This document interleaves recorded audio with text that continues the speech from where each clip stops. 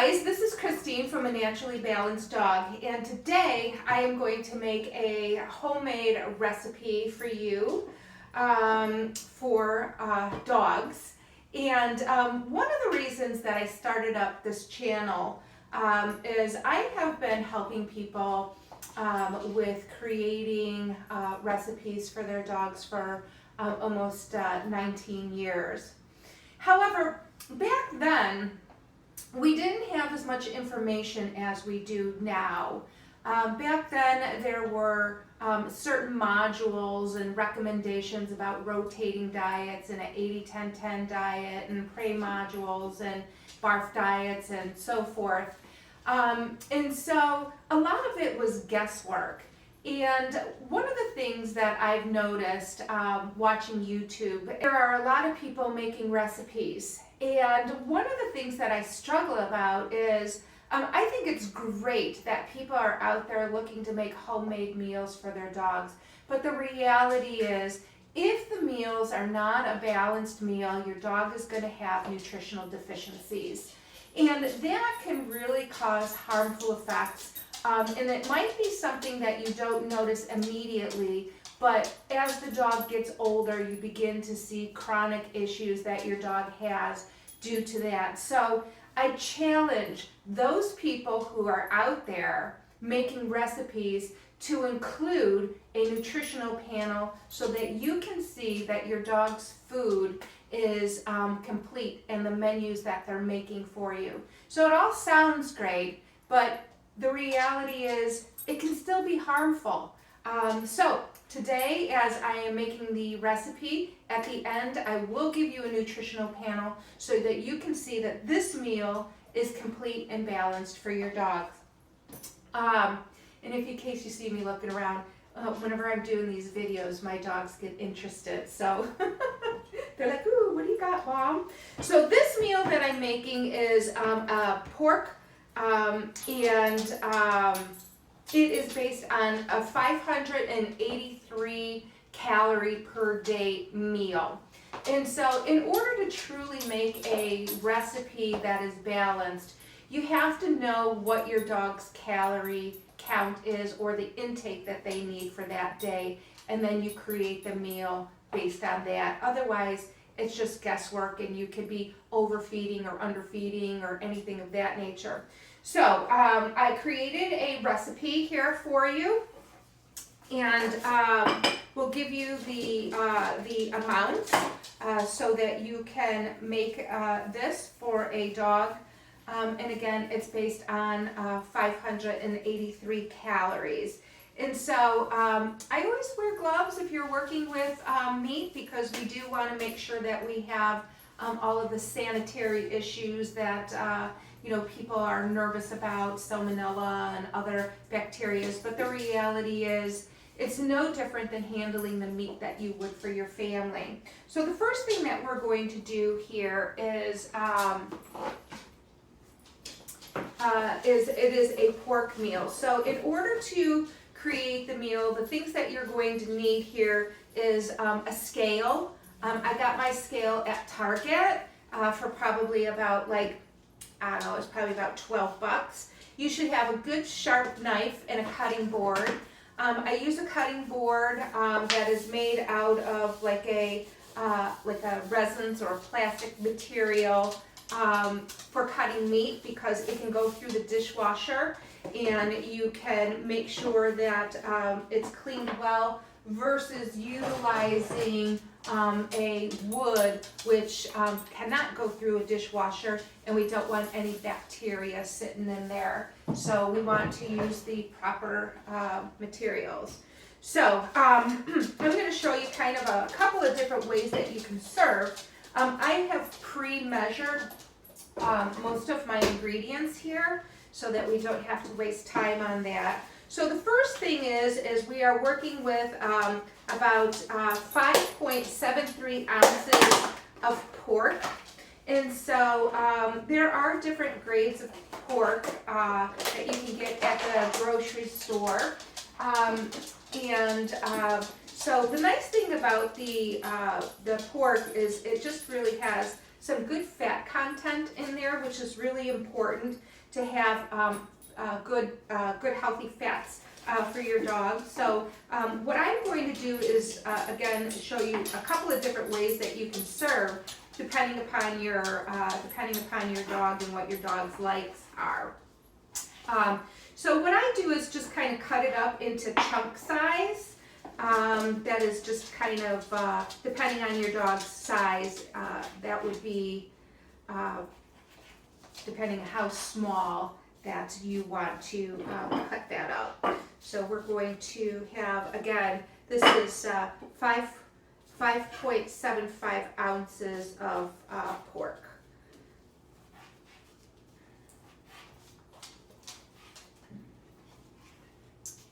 Okay. And so this is made for a little bit smaller dogs than I actually have. My dogs are about 50 pounds. And so we've got that. The next piece that we're going to be adding is 0.25 of beef heart, 0.25 of beef liver, and 0.25 of beef kidney.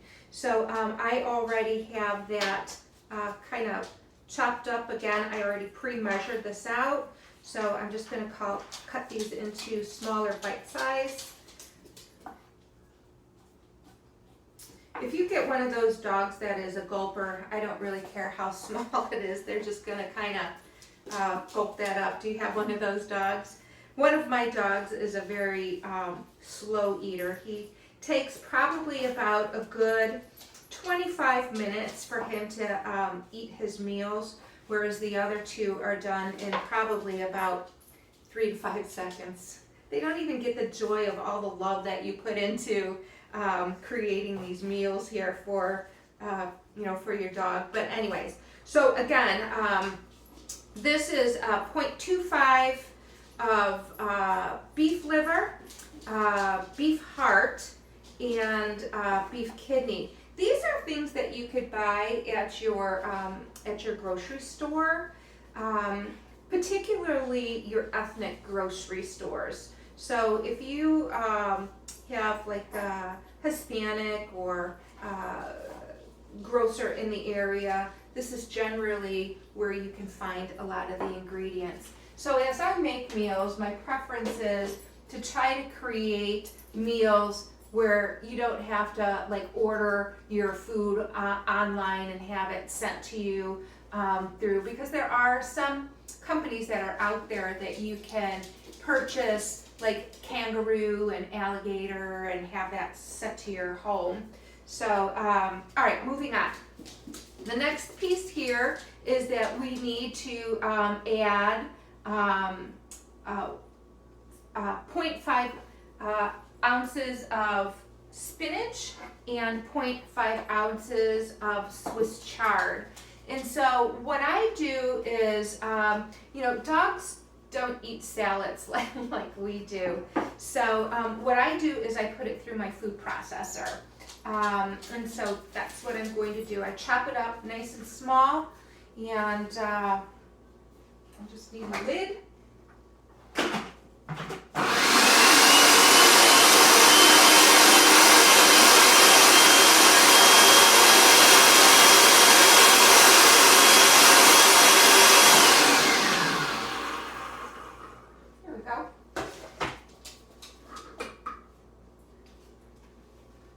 And so you can kind of see it kind of creates it to be a little bit more of a dense area. You can add a little water or whatever into your blender if you need to get it ground up. Sometimes we don't have a food processor, but rather a blender of some sort. So one of the things that I kind of want to mention as we're kind of preparing this, a lot of people ask me questions, can you substitute in a recipe? And the answer is no, not really. You might be able to adjust the recipe, but that could adjust the ingredients, because each one of these ingredients has a specific nutritional panel that adds to the recipe, which creates it to be complete and a balanced recipe. When you change those ingredients, it actually changes the nutritional panel. So one of the things that I'll kind of make mention to is I went online and just looked up the differences between, like for example, I added beef heart into this recipe. So if you were to change to like chicken heart or turkey heart and how that could affect the actual panel. So chicken heart, beef heart, we'll start with that, gives you about, let's see here, is 10% protein versus your chicken and your turkey are 9% protein. And so when we look at any meat, the density of protein within that meat source can differ. It could be higher or lower, such as the case in the beef, turkey, and chicken here. And so the other thing is beef heart has 128% of vitamin B12 versus turkey heart is at 157% and chicken heart is at 86%. So you can see that those numbers definitely can affect in your recipe. It also adds about, let's see here, chicken is 1.7% of iron versus turkey is 1% iron, and beef is 7% iron. So again, I just wanted to kind of quickly give you just like a scenario of changing the ingredients and how that can change the percentage of some of the nutritional. And those were just kind of like, you know, certainly there are other amino acids and or macro and micronutrients that can shift, but those were kind of the highlighted pieces. So along with this, after we do the Swiss chard and spinach, the other thing that we're going to add here is oysters. Anyways, so it's 1.5 ounces of oysters. And so you can get fresh oysters as long as you cook them, and or I just simply get canned oysters from my grocery store. So I just usually kind of get oysters, but what you want to stay away from is any of the seasonings that they put into it. Instead, you want to just make sure you're getting oysters that are in water.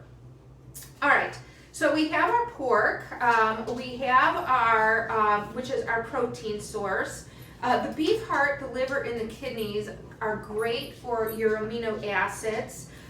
Your oyster helps to provide zinc into it, and the spinach and the Swiss chard are great for your vitamins.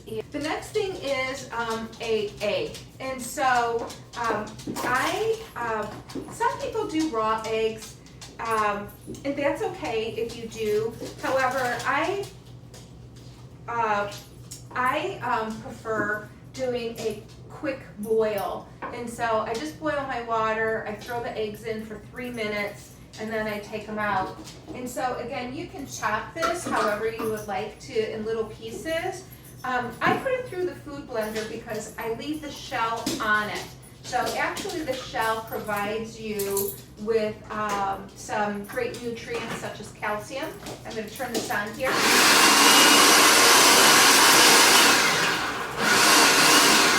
Hey, knock it off, you guys. All right. And so we're running out of room on this plate here. Thought I would make a cute little plate for you.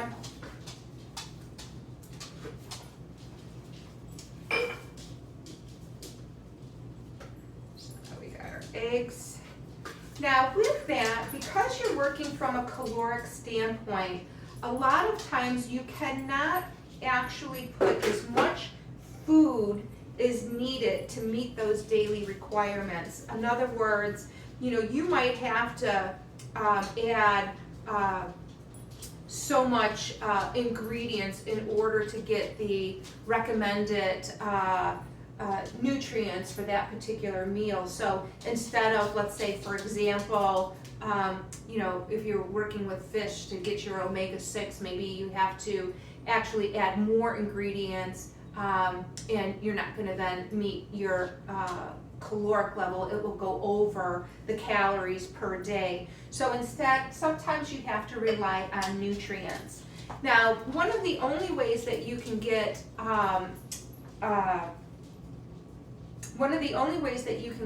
kelp, which is so important in your dog's meal, is through supplementation.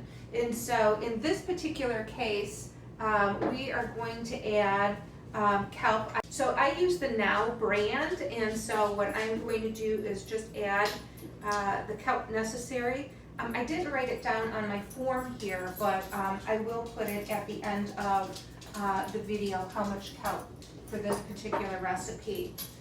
Okay, so at this point we've got our macronutrients, our micronutrients, we've got our vitamins, we're still working with minerals, so at this point what this meal needs is calcium.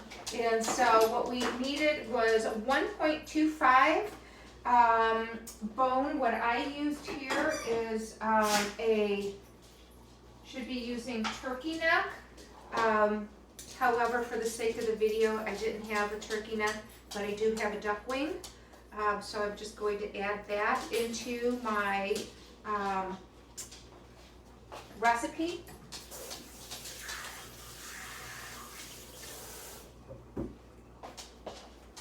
Sorry, I didn't have my gloves on. And then lastly, what I like is to add herbs into my recipes. So I do grow herb garden outside, and so we're adding 0.50 ounces to our recipe of oregano. So what I do is I go and cut my oregano from outside. I weigh it out to get my percentage, and then because we don't want to be chopping up the stems and so forth, so what I do is put it into my oven and I dry it out. So what I'm going to do here for a moment is remove this. Instead, grab one of these. And so once it's been dried, what you can do is kind of squeeze it, and it takes all the leaves off, and then you can remove the stems easily. Oregano is so good. It's great. It's an antiviral, antimicrobial, antibacterial. It has some great nutrients to it. I will be doing a video on herbs and spices that you could be adding and some of the benefits that you could be adding to your recipes. So watch for that. That's to come. And so I'm just going to add my oregano into my recipe. I didn't use a big enough plate here, so I'm kind of really cramming. It's almost kind of like a Thanksgiving dinner, right? Okay, last and final. We now have all of this together, so as we're creating our meals, the other piece that we also need to do is to balance our omega-3s and 6. And so omega-3s and 6 can be found in some of your proteins. And so your proteins offer both 3 and 6.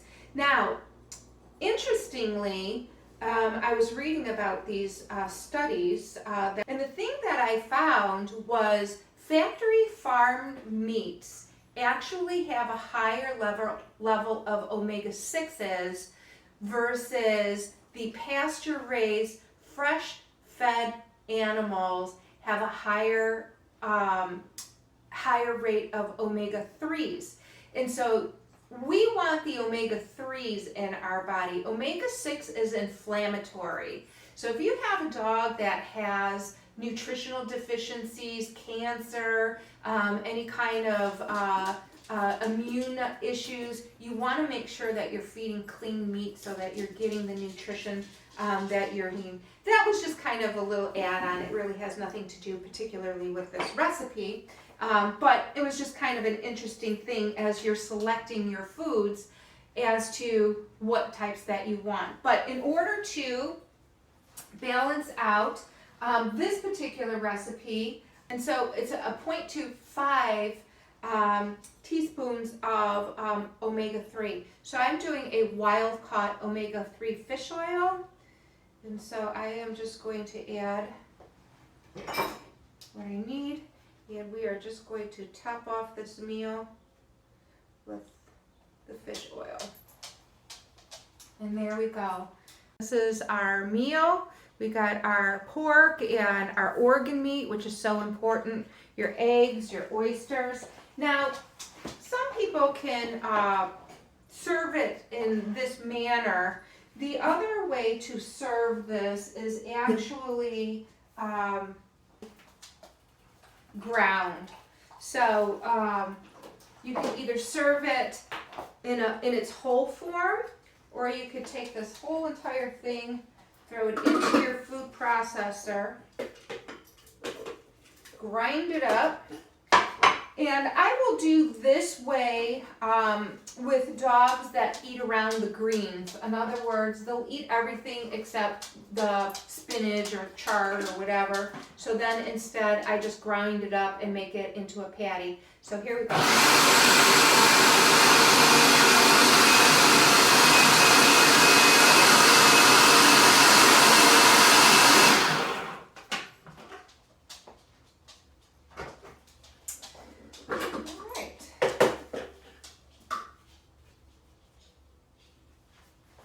Grind that into a patty. Now, if you are using smaller bones like chicken wings, things of that nature, then you would be able to put that through a blender or your food processor. In this particular case, the bone is too big, so I am going to feed. Now, technically, you might think like this is a lot of food, but it is actually 2 meals. So it would be half this for the morning meal and half that for the evening meal. And again, if I had the proper bone here, then your meals would more suit it to size. Unfortunately, I could not find a turkey neck for some reason, so I substituted. Again, substitution makes a difference in your recipes, so make sure that you have your recipes. But for you today, I just wanted to make sure that we had something. So now that the food is completely ground up, which works out great. And again, that would be for 2 meals. So then you can kind of split that up. And again, at the end here, I am going to put the nutritional panel up so that you can see how this all plays out for you. So I would like to thank you very much for spending a little time with me, learning how to make a fresh diet for your dog that is actually nutritionally balanced and not something that you're just throwing together that will have nutritional gaps and can cause some harm to your dog. So again, this is Christine from A Naturally Balanced Dog. Please share the information here with your friends that might also be interested in making meals. Come back and visit our channel. I will be doing several of these recipes and then adding some other great information for those of you who are fresh feeders or looking to feed fresh about nutrition and the different foods that we can feed. So please like, subscribe, and share the video. So So we'll catch you next time. Thanks. Bye-bye now.